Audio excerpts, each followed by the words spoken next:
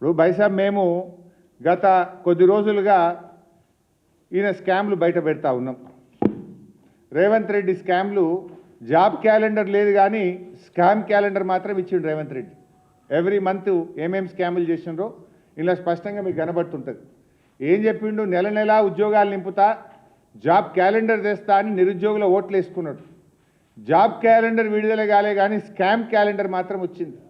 జనవరిలో civil supply scam, ఫిబ్రవరిలో NTPC fly ash scam, మార్చిలో శాండ్ స్కామ్, ఏప్రిల్లో ఆర్టీసీ కాంట్రాక్ట్ల స్కామ్, మేలో బావమరిదికి ఇచ్చిన అమృత్ టెండర్ల స్కామ్, జూన్లో ఫోర్త్ సిటీ స్కామ్, జూలైలో Lagacharla Hyderabad central university land scam, ఆగస్టులో పీజీ మెడికల్ సీట్ల స్కామ్, మరి సెప్టెంబర్లో 5 లక్షల కోట్ల హిల్ టీపీ ఇండస్ట్రియల్ భూముల స్కామ్, అక్టోబర్లో పవర్ స్కామ్, నవంబర్లో సింగరేణి స్కామ్, డిసెంబర్లో నిన్న మా కేటీఆర్ గారు బయట పెట్టిండు సీఎం ఆయన పార్ట్నర్ కేఎల్ఎస్ఆర్ స్కామ్ 6,000 కోట్ల రూపాయల స్కామ్ నిన్న బయట పెట్టిండు.